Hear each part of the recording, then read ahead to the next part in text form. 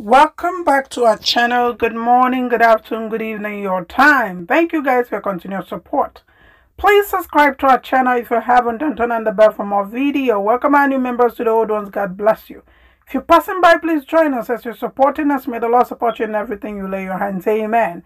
Guys, please, before I allow us into this video, do us a favor by clicking that red button that says subscribe and the bell that says all, so you do not miss a new upload.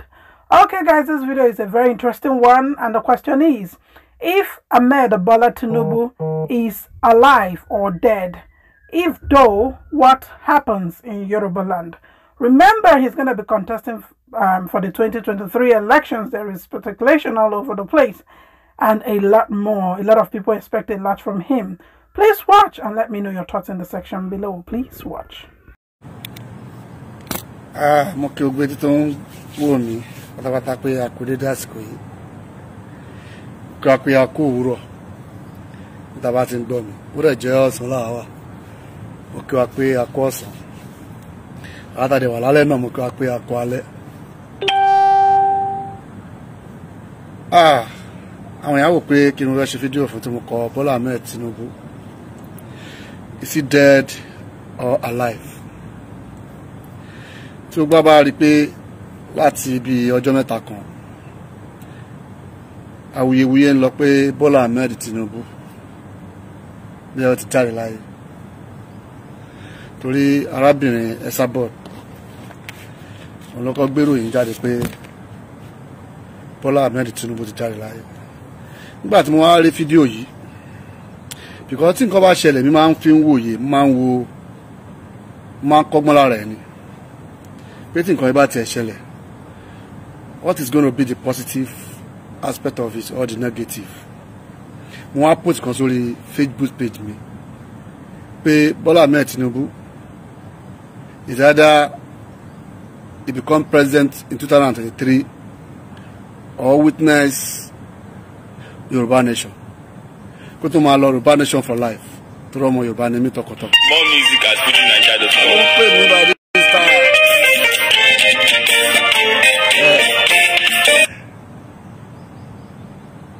Torí ọmọ Yorùbá ni mi tọkọ, sorry for that. Mo wá rí pé mo post picture of Bọ́lá Ahmed Tinubu, mo wá rí pé post yìí generated a lot of comments. It generated a lot of comments from people. Àwọn méjì tó wá generate yìí, 100% àwọn tó comment, they are Yorubas. My purpose of posting this message is to see reaction of people. Tẹ́bá wà ní ọ̀nà ìlànà iṣẹ́ kìíní torí ọ̀rọ̀ yìí máa kọ́ alọ́gbọ́n gan.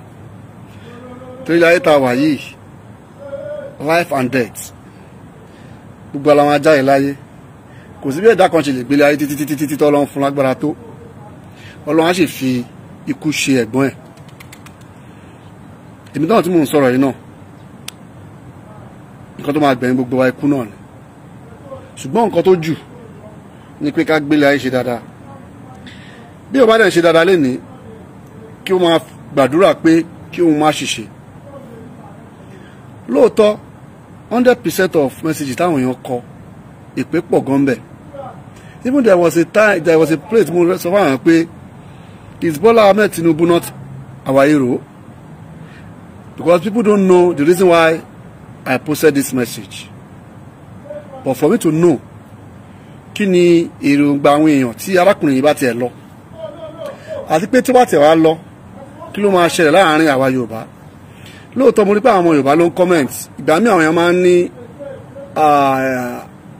ilé ni adìyẹ ò ti níyì, ṣùgbọ́n adìyẹ tó bá pamọ́ dọ́sìn kan, tó kọmọ dọ́sìn kan jáde, tó gba yìí ń tà, tó bá délé padà tó mọ́mọ́ kan wọlé, irú adìyẹ bẹ́ẹ̀ ikú ló máa fi ń pa wọ́n, torí wọ́n á wò pé kò wúlò.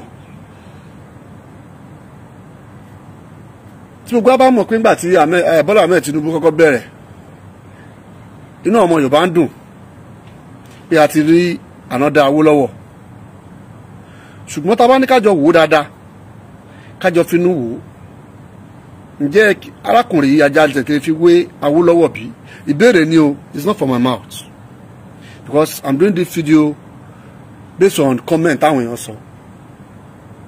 and then this video àwọn tá bá náà àǹfààní ṣe bá mi share torí ìgbà mi wà ní ayé tí wọ́n bá ní opportunity mi èèyàn sì máa lè ṣàtúnṣe bí arákùnrin yìí bí wọ́n ṣe dáadáa ọwọ́ Ọlọ́run ló wà bí a kò dẹ̀ ṣe dáadáa ọwọ́ Ọlọ́run ló wà ṣùgbọ́n láàrin mi àti ọmọ Yorùbá ni we still want more from him especially nígbà tí à ń jàjà fún Oòduà nation especially nígbà tí wọ́n pa àwọn ọmọ èèyàn wa ní toll gate. This man never say anything till now and ó fẹ́ di president 2023 gẹ́gẹ́ bá àwọn èèyàn ṣe sọ ṣùgbọ́n tí Bọ́lá Ahmed Tinubu bá di president ní 2023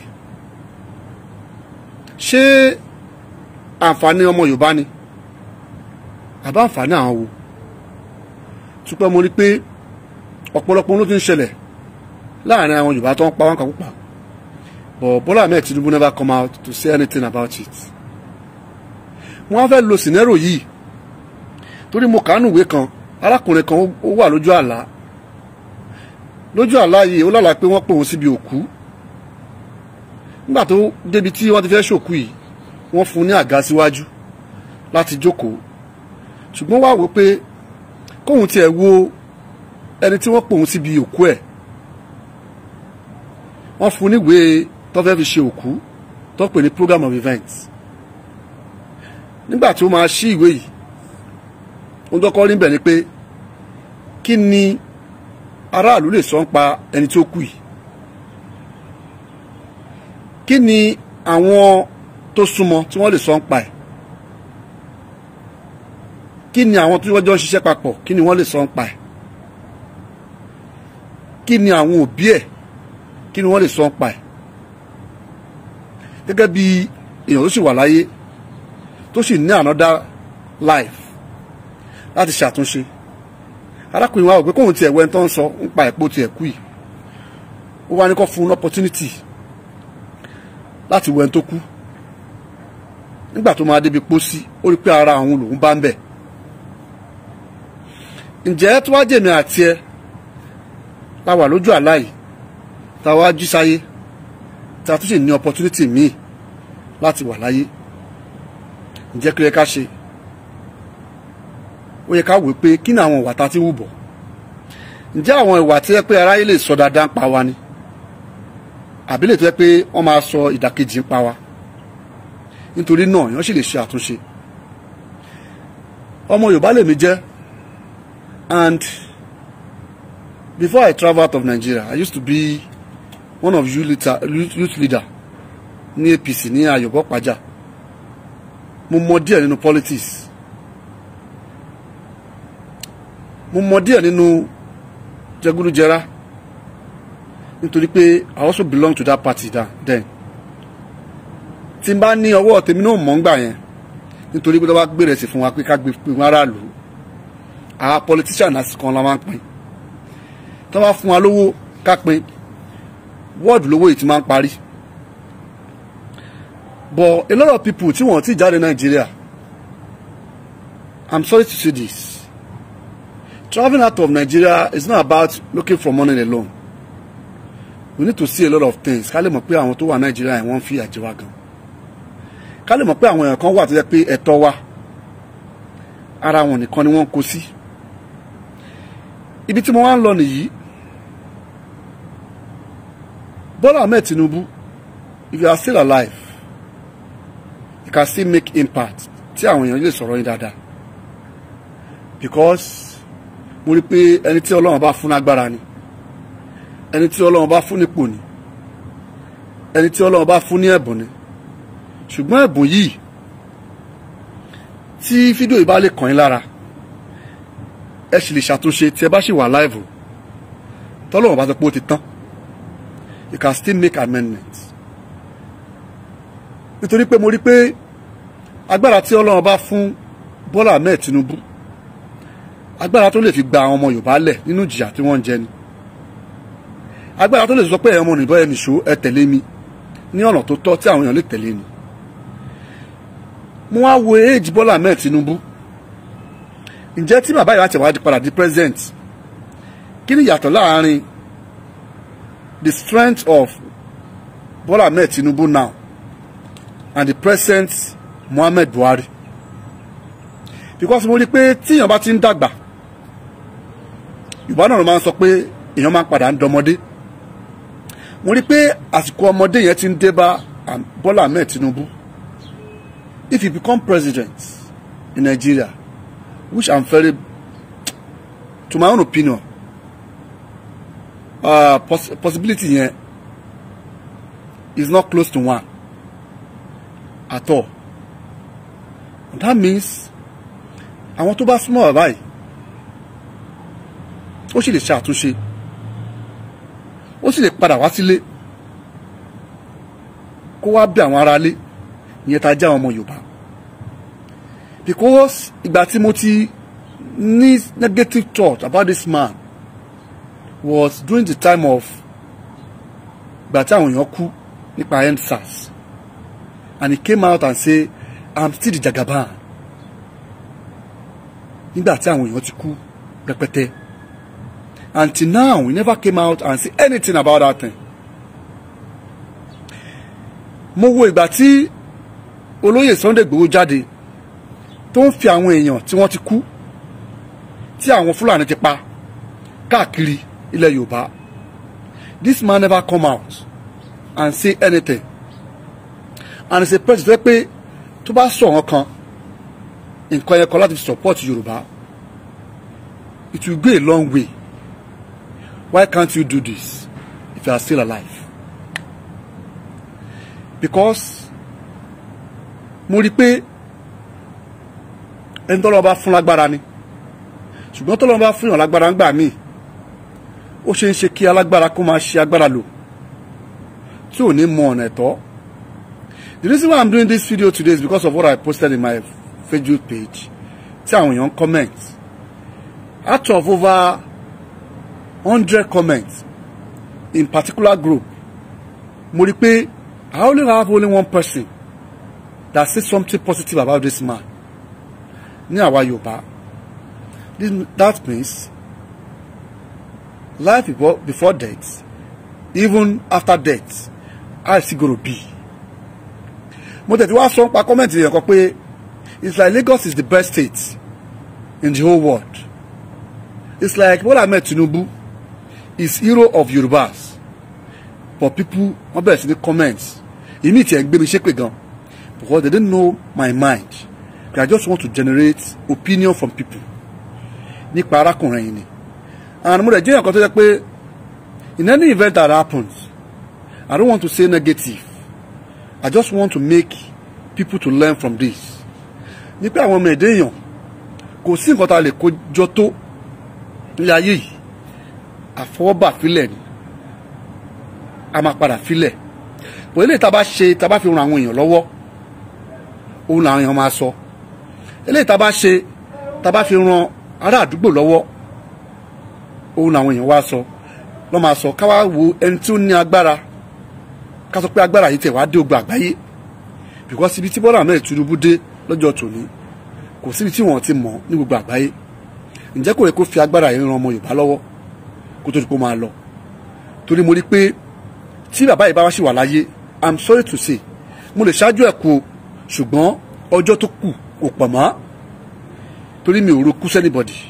Ó lè dé bá anybody. Kò ń ṣe mo ń sọ̀rọ̀ lọ́wọ́ tó lọ́wọ́ kí tó máa dé dúró nìyí. That's the end of it. Kò ṣe sọ pé mò ń bọ̀ mo fẹ́ mú pákó. Kò ṣe sọ pé mò ń bọ̀ mo fẹ́ dágbére fẹ́yàn. Ṣùgbọ́n ohun tá a bá ṣílẹ̀ lénìí lára yìí máa sọ. And I look at it. Pé tí àbá yìí bá tiẹ̀ kú, kí ló máa ṣẹlẹ̀ sáwọn ọmọ Yorùbá gan? What is going to happen to Lagos State?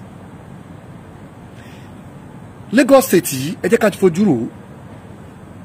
Tí Ahmed Tinubu bá kú, àwọn èèyàn wọn máa fara pa ń bẹ̀. Àwọn èèyàn wọn ló máa jẹ́ benefit fún. Then this man, if he's still alive today, ẹ share it, enjoy mi ẹ jọ̀ọ́, ẹ bá mi share, because this message tí mo ń pass yìí ó máa wùn mí.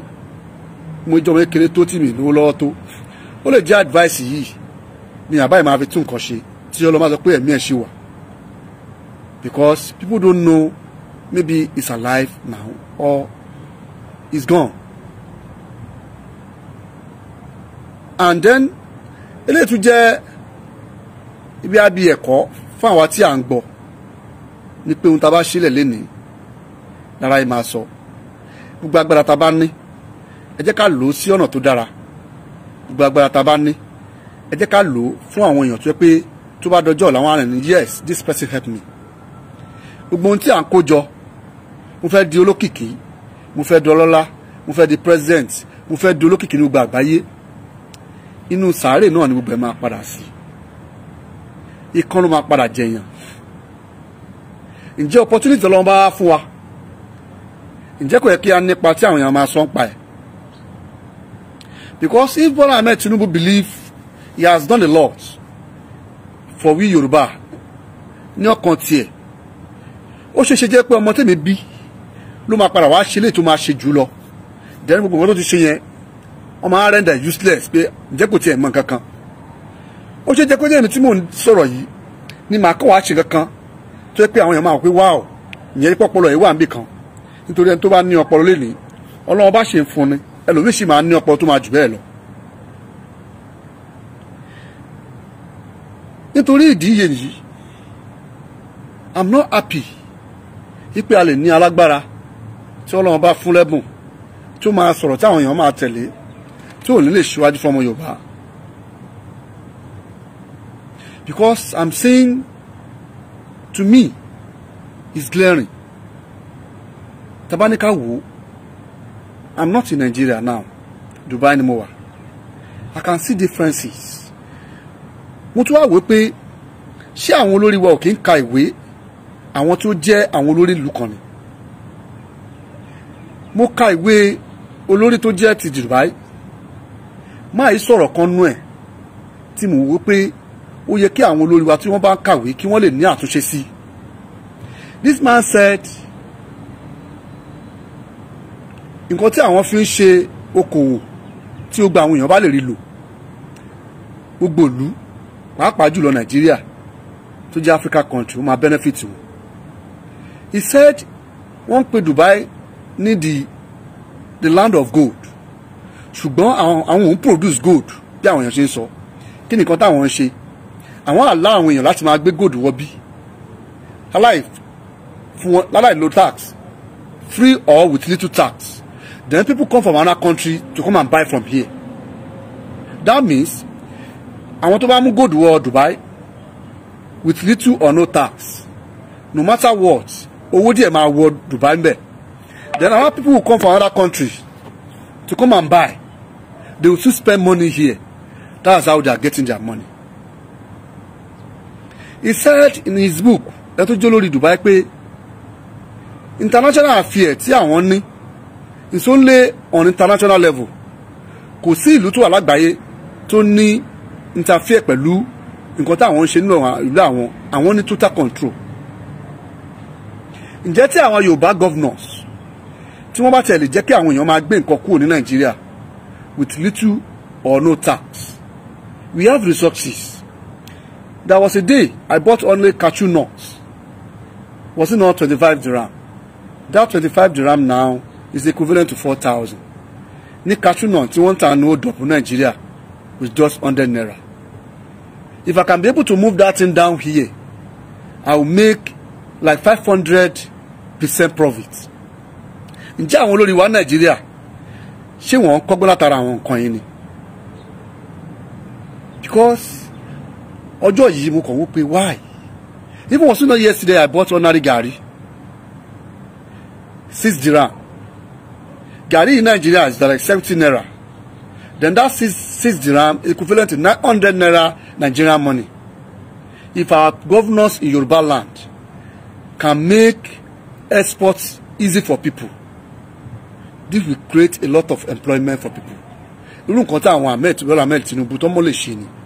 Ṣùgbọ́n they will not want to make a policy that will help people just because of their selfish interests. I want to become president. If I do this, it might not be possible for me. Tí ó dẹ̀ dára. Nítorí ẹ̀ tí àbáyé bá ṣì wà láyé, àtúnṣe ṣì wà fún. We can still be under this Nigeria and still make sure that our resources, each state, and access to resources wa, láti lò, láti lè benefit wa. I can imagine Ogun State that I came from. We have gold. To jẹ́ pé ó kàn wá ń bẹ̀ ni, we don't make use of it because there's no policy. Jẹ́ ká mọ̀ pé ó lè di ọ̀la kí gold tá à ń sọ yìí kó padà wá di yẹ̀pẹ̀ tí ò ní wúlò fún wa mọ́. Gẹ́gẹ́ bí petrol ti padà wá ń di, ó ti wá padà useless. Irú àkàn tí àwọn Ahmed Bola Tinubu tí wọ́n lè jókòó, tí wọ́n lè sọ ń pa ẹ̀ nìyí, tí àwọn ọmọ Yorùbá òfin ní máa jẹ̀yà. Irú àwọn nǹkan tí wọ́n lè ṣe nìyí tó fi lè mú irú àwọn Àmọ̀tẹ́kùn kó jẹ́ internal security fún fọ́mọ Yorùbá. But just because wọ́n wò pé bí wọ́n lè lo against wọn tó dáhùn fẹ́ di president, they cannot make any policy, they cannot make any stakeholder meeting láti lè ṣe àwọn nǹkan yìí. Ó wá jẹ́ ordinary Ìgbòho Òòṣà ló dìde Ìgbòho yẹn wà against ẹ̀. Mr. I'm coming. I'll call you back. I'm sorry. Ní pé tí àbáyé bá ṣì wà láyé, ẹ̀rọ àtàbá súnmọ́ àbáyé, ẹ jẹ́ ká pè wọ́n sí àkíyèsí. It can help us in a lot of ways. Torí ìyà ń jẹ ọmọ Yorùbá, and we have resources tó lè jẹ́ kí gbogbo àmà gbádùn. Ṣùgbọ́n torí wọ́n fẹ́ dókè yẹn, they want their name to be written as one of the presidents in Nigeria. Wọn ò lè ṣe àtúnṣe tó yẹ kán ṣe. Without you know that, even without becoming a president, àwọn èèyàn ṣe máa rántí orúkọ ẹ títí dọ̀la. Àwọn èèyàn kan ló wà ń bẹ̀ tí wọ́n kú tí wọ́n ti fẹ́ kàn forúkọ wọn sínú president because nǹkan tó ti ṣe. Nítorí náà mi ò ní ṣe jù báyìí lọ to I need to answer my supervisor tó ló ń pè mí. Ní pé àwọn tá a bá ní àǹfààní, I still want to do this video because oúnjẹ nǹkan tó ń dùn mí nú. Ní pé àwa ọmọ ẹlẹ́ran á padà wá dẹni tó ń jẹgun just because our governors were just to make this little policy to them our benefits fún wa, but they can't do it because of their selfish interests. Wọn ò dẹ̀ mọ̀ pé jọ́ kan àwọn máa padà kú, sàárè tó máa gbẹ́ fún wọn kò lè ju sàárè mi lọ o, yẹ̀pẹ̀ tó máa dà lé wọn lórí irú yẹ̀pẹ̀ mi náà ló máa dà lé wọn lórí.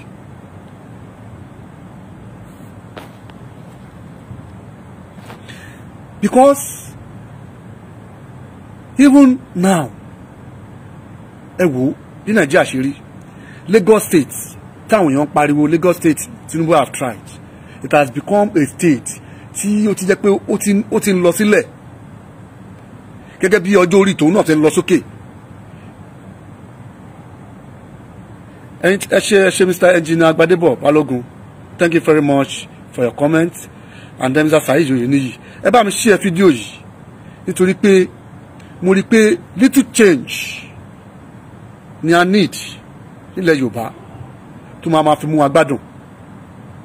Little policy ni àwọn governors wa need to make this better. Tí máa ń ka ìwé ẹni tó jẹ́ governor the can I call it governor tó jẹ́ olórí Dubai, mo máa ń wò pé just little policy now governors want need to make things better for us. Nínú Dubai bí báyìí, ó jẹ́ ilẹ̀ àṣàkó, ó jẹ́ desert,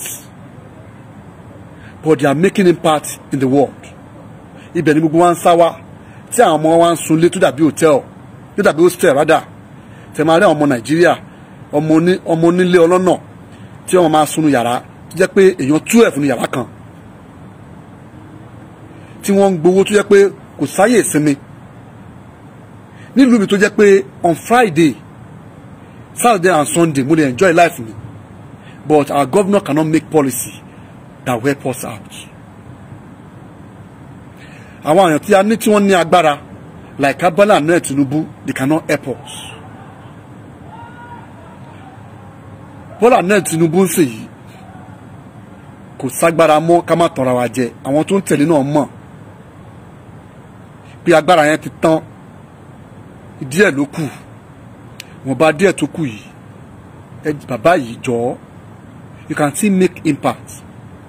Tó bá kú sí yìí kò benefit me, kò benefit anybody, but if you make decision now. Ó máa jẹ́ generation impact fún àwọn ọmọ ìwà táyì máa fi parẹ́, and then your name will be there.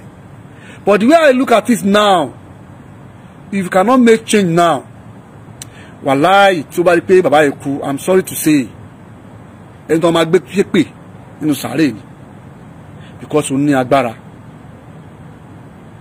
tó ní fi ran Yorùbá lọ́wọ́ kó tó di pé Ọlọ́run bá gbẹ̀mí ẹ̀ tẹ́mi ẹ bá ṣì wà ń bẹ̀.